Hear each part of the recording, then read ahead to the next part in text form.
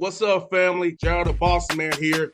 You're tuned into the Bossman Show on AM 1010, AM 1430, 1055 The King.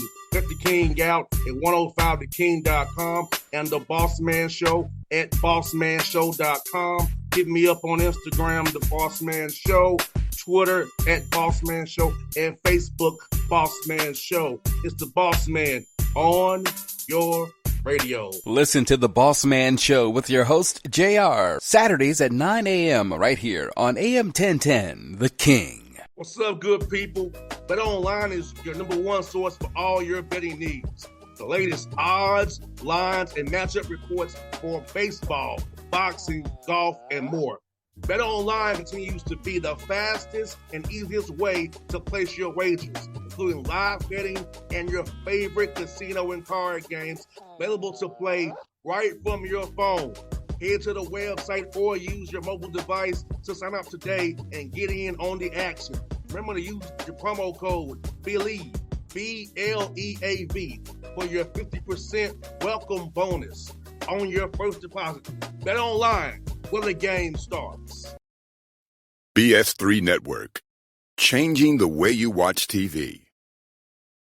Yes, BS3 Network, changing the way you watch TV, covering content and hot topics from A to Z, sports, music, society and culture, movie reviews, you name it, we have it. Check it out on bs3network.com or check us out on Roku, BS3 TV on Roku, as well as check out your favorite podcast on all podcast platforms or Spreaker.com/BS3 Network. You are now tuned to BS3 Network.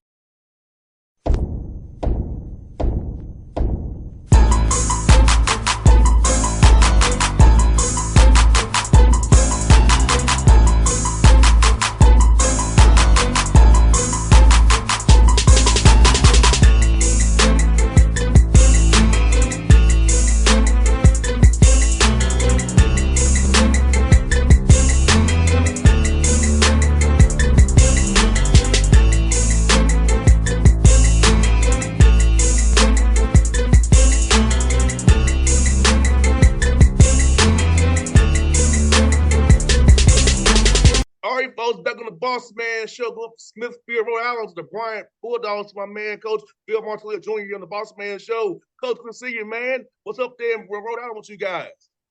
Bossman, it's great to be with you. I really appreciate you, taking the time to talk here, and things are good. We're just diving headfirst into that transfer portal every single day this time of year. I understand, man. For you, man, I'm asking you, been around the game as long as you have, man. How has it changed with the NIL and the portal, having to kind of recruit your guys every day to make sure you keep them halfway happy and you still may not keep them? So how has that been, man? It's trying to this whole new whirlwind of college hoops, man. Yeah, it has changed dramatically the last, 3 or 4 or 5 years here with obviously the NIL stuff, with the transfer portal, really becoming wide open where pretty much anybody can transfer at any time. You have the COVID year, with guys still playing with the extra year. So it's been wild. I mean, it is so dramatically different than anything that I knew growing up around this game, with my father being a longtime coach and then, me coaching the last 20 years. It's really different, but you have to adapt and you have to adjust to it. And, I think we've done a good job of that. And, we have a history of dealing with transfers. It's just a little bit different now. In this program, and how you get them and the conversations you're having and the things that they're asking are different than what they asked, 4 or 5 years ago, because there is NIL and there is, who's coming and who's going. And, you look at rosters, you don't know who's on whose roster anymore, really until the first game of the season. 100%. It's kind of like you're almost a GM now. Kind of like you have your own live 2K game just to, because you got to each year hold the roster every year pretty much. It's kind of like a 1-year rental now. Hey, this is the roster this year. It'll be that way next year, so you have to kind of really have your eyes open to what's ahead of you and in the present as well. No doubt. And it's funny because, it's crazy how things happen. I'm a firm believer in everything happens for a reason. And I was an assistant at the University of Delaware. We won our championship in 2014. our head coach and we had a new AD. They didn't get along great. 2 years later, we were fired. And I was kind of in between. I didn't know where I was going to go, what I was going to do. And the college jobs that were presenting themselves weren't great. And I took a job with the Sixers that ultimately had me in the D League. At the time, it was the D League, now the G League. But we had 31 guys play for us in 50 games. And the way that was constructed very much leads to the way you construct your roster now and what you try to do with keeping returning guys, but adding, hey, we need this piece, we need that piece. And what I keep saying is a lot of people go into the transfer portal. It's like the old, remember you go to the arcade and there's the claw machine, right? You put your dollar in, the ball comes down and pulls something out. I think a lot of people have approached the transfer portal that way. They just put their dollar in, they let the claw drop, and whatever comes out, comes out. Where what we've tried to be is really intentional with what we're doing, who we're bringing in, who those guys are, what it looks like in terms of a fit for our program and our needs. And, we could get a commitment today that could change what that next need is. So we're not just going cookie cutter and just saying, oh, we're going to bring these 5 guys in and they don't really mesh. It has to mesh. So, we've tried to be really intentional with that. And that time in the D League, dealing with that and dealing with constant trades and waivers and this and that. And does this guy fit? And if he comes, then do we have to move that guy? That's how I feel now. That experience has really helped me with that. And now back in our day, by then you almost same age, coach, but same age. It was October 15th when we started practicing. Now, At least you have them in the spring, summertime for 8 weeks now. And because we're having a whole new roster now, have to build chemistry and that mesh. So having the summertime, having the fall practice time now, and to get this team together so you're not coming rolling the ball October 15th saying, hey, we had a game in 3 weeks. Let's try to make it work.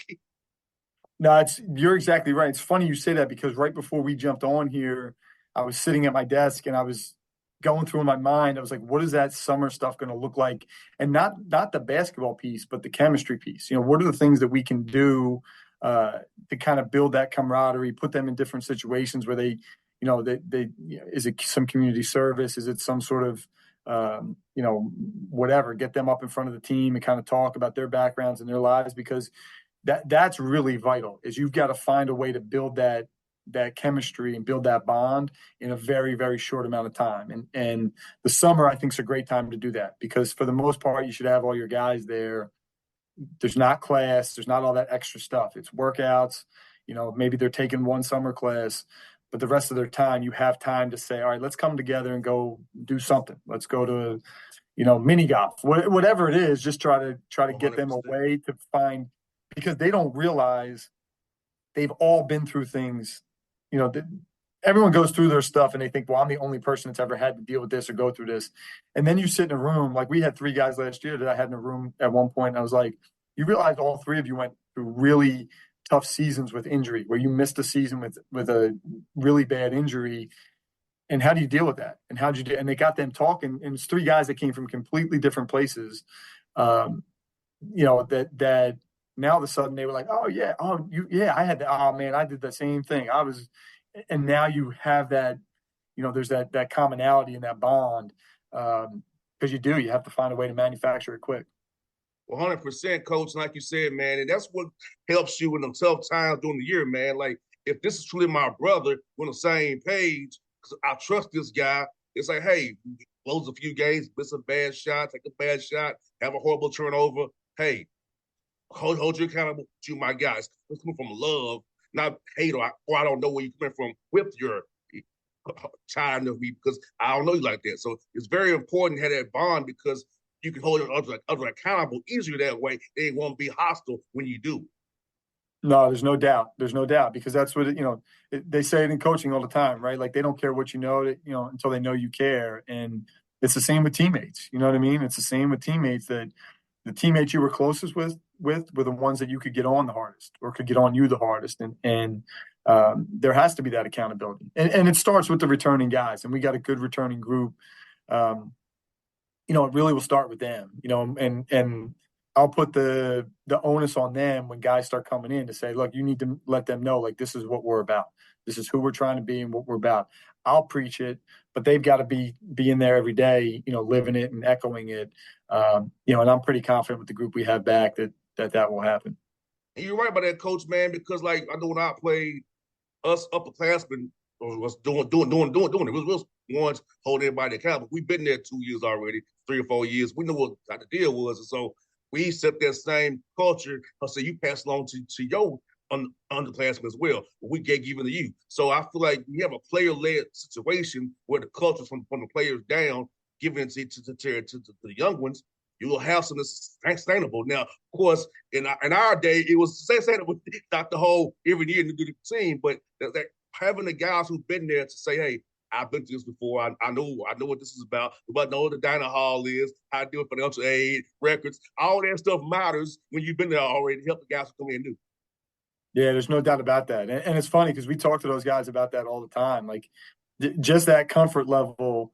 We've had a bunch of transfers take big jumps in 1 year, but the guys that have been with us for like 2 or 3 years, the jumps that they've taken, and I bring that same stuff up all the time. Like just knowing where to go eat makes you feel more comfortable, helps you with keeps your mind clear, when you're on that court and when you're doing your work there. So that stuff is huge, and it does. You need those people that can kind of embrace those guys, those new guys, because they're coming into a new situation. They feel a certain way. They got certain, anxiousness with that and certain, things that they're feeling that you need somebody to put their arm around them and say, we got you. Here's where to go. Come with me. I'll show you where to go. I'll show you who to talk to. And, before you know it, you feel like you're at home, and that's what we want. 100%. And you know what, man? You have a history of winning up there, Bryant, man. So winning culture up there this year. You got 20 wins, 11-5 in the America East, Coach. Talk about that, man. How proud are you winning your team playing that well for you in year one for you and winning that tough America East? I know Vermont usually wins the league. You got to be overcoming in the playoffs, but, man, tough league, but you got 11 wins in that tough league, man. Yeah, no, this was a really 1 through 9 really competitive year in the league. And I'm proud. I am proud. I keep saying though, like we have unbelievable support, and everywhere I go, whether it's when I leave my office on campus or when I'm in the community, at my kids' events or different things like that, people constantly come up and say, "Man, that was a good year. It was a good year," and it was. It was a good year, and I'm appreciative of that. But we have a hunger that we want to have great years, and we want it to be, I want a year from now to be back on with you and be talking about a great year. And that's what we're striving for every day. So very proud and appreciative of the work that everybody did. Our administration, from our athletic director, Bill Smith, and his staff, up to our president, Ross Cattell, and his staff, the board of trustees, all these people were so super supportive of us. Our staff did an incredible job. I couldn't ask for a better group of guys to work with every day. And then our players, ultimately, they're the ones that win the games. Coaches just get in the way of that. They won the games. They went out there 20 times, put it on the line, and won. So, I'm very, very appreciative of everybody involved. And I appreciate hey, good year, good year, good year. I appreciate that. I'm thankful for everybody for those well wishes and that support. But I want to be talking about something bigger and better things, going forward. And that's what we're striving for every day. 100%. And now, Coach Martelli, since you have the schedule now, how are you going to go about trying to schedule these games, non-conference, where I don't have to raise some money for the school? So how do you kind of balance challenging your team in the non-conference, but getting them ready with some confidence for the American East as well? Yeah.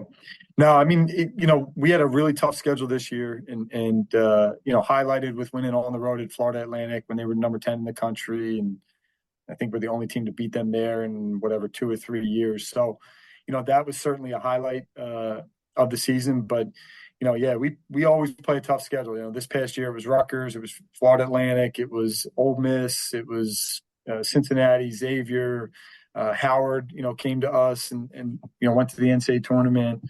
Towson was very good. Drexel was near the top of the Colonial or Coastal Athletic Association now. So, we play a tough schedule. To be honest with you, it's been hard for us to get games regionally. When we first got here and we weren't good, everybody wanted to play Bryan. And I guess it is a little bit of a compliment, but, it can be frustrating at times that, we're trying to get local, some of the local teams to play and they won't play, but I do get that too. And when we'll play, we'll go pretty much anywhere. There's a couple schools down in Atlanta I'd love to play and get down there and see you in person, see you on the sidelines. So we'll go, especially places like that we can get direct out of Providence or out of Boston, and get down there. But we're putting it together. We still have, still waiting on some contracts and things, but, we'll have a similar schedule. We're going to play, really good high major teams. We're going to play really good mid-major teams. And I do believe that gets you ready.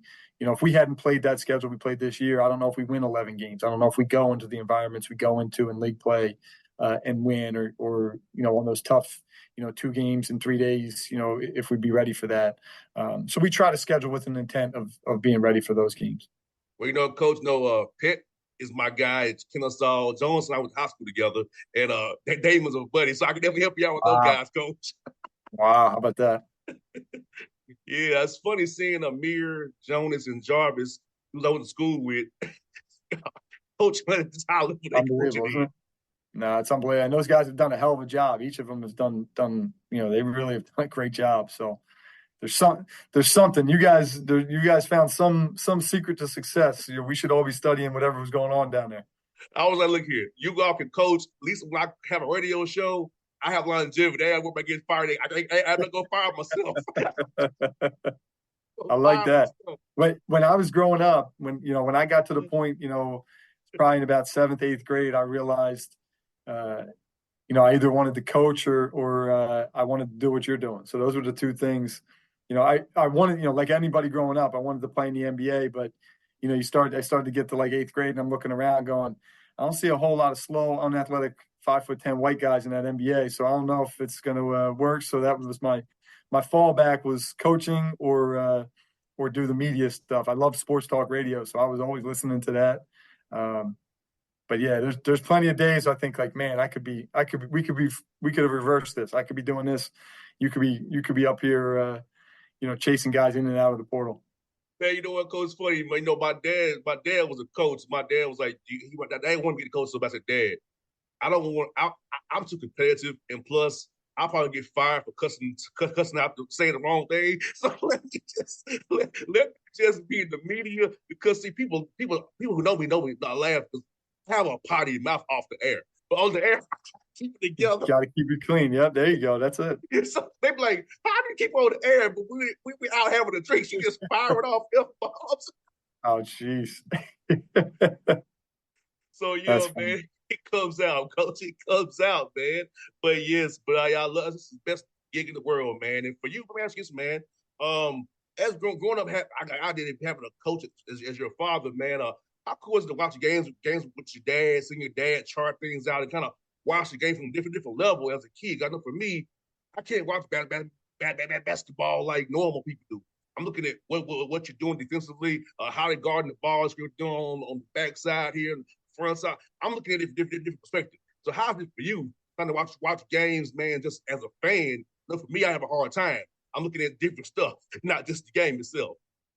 Yeah, I don't really watch it ever as a fan.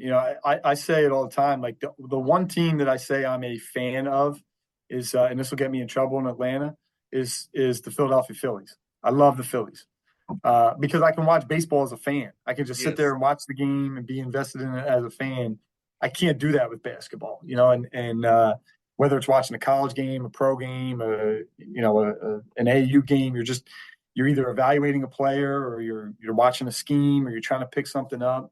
But I do love that part of it. I do love that part of it. Now, I will say it was way more stressful.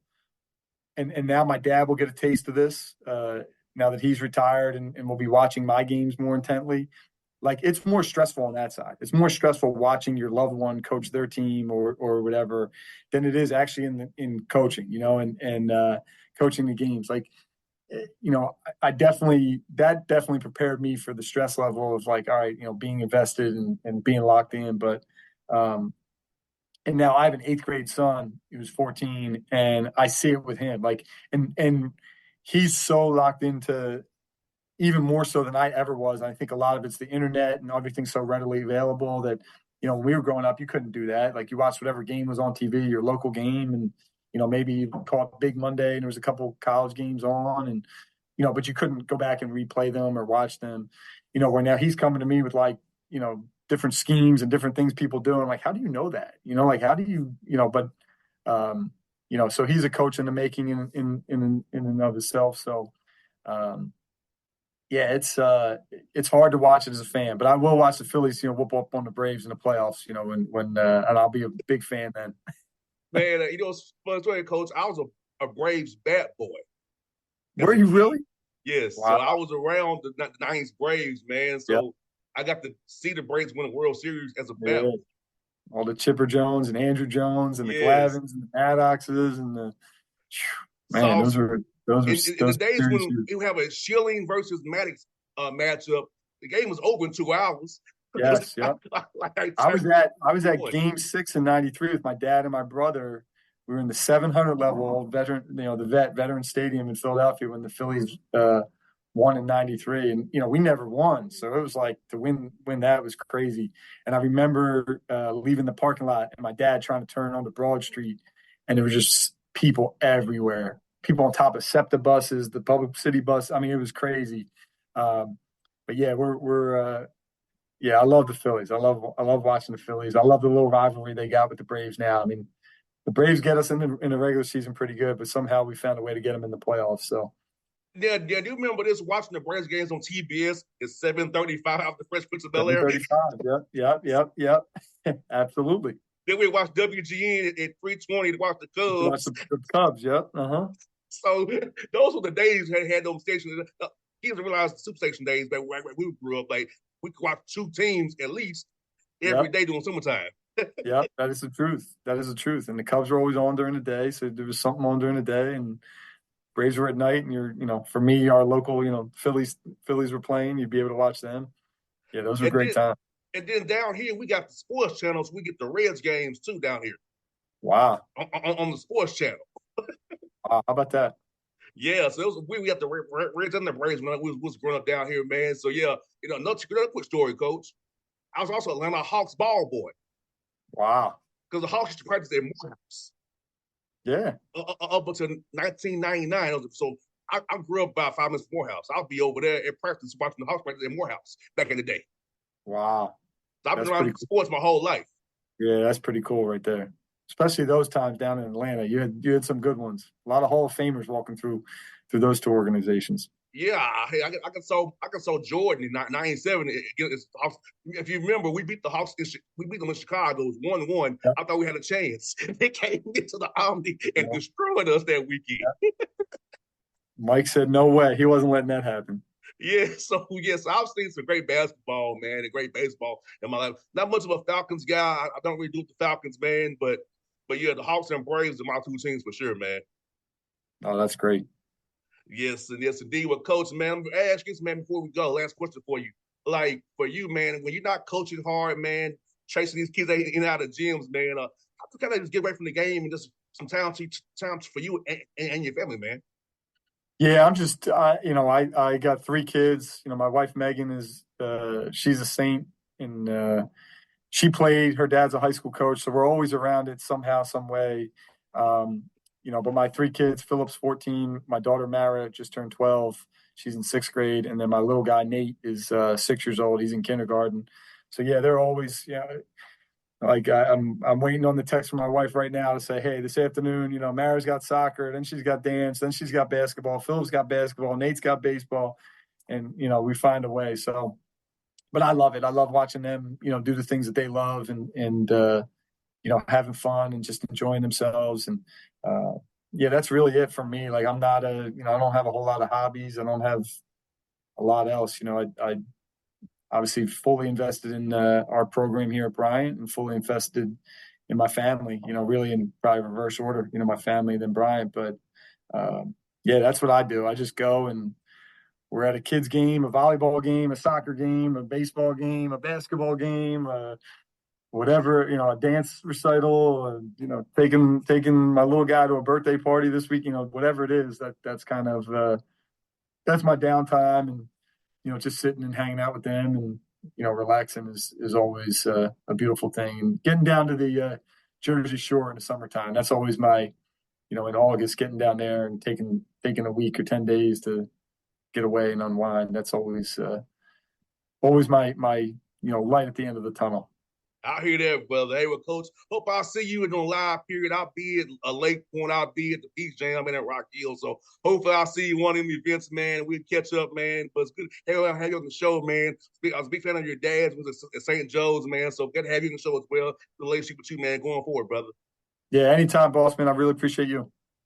Thanks, brother. Thank you so much for your time today, brother. Absolutely. Thank you. All right. BS3 Network. Changing the way you watch TV. Yes, BS3 Network, changing the way you watch TV, covering content and hot topics from A to Z. Sports, music, society and culture, movie reviews. You name it, we have it. Check it out on bs3network.com or check us out on Roku, BS3 TV on Roku, as well as check out your favorite podcast on all podcast platforms or Spreaker.com/BS3 Network. You are now tuned to BS3 Network.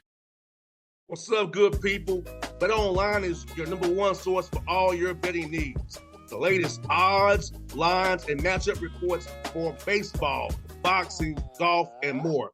Bet Online continues to be the fastest and easiest way to place your wagers, including live betting and your favorite casino and card games available to play right from your phone. Head to the website or use your mobile device to sign up today and get in on the action. Remember to use your promo code BELIEVE, BLEAV, for your 50% welcome bonus on your first deposit. Bet Online, where the game starts. What's up, family? Jared the Bossman here.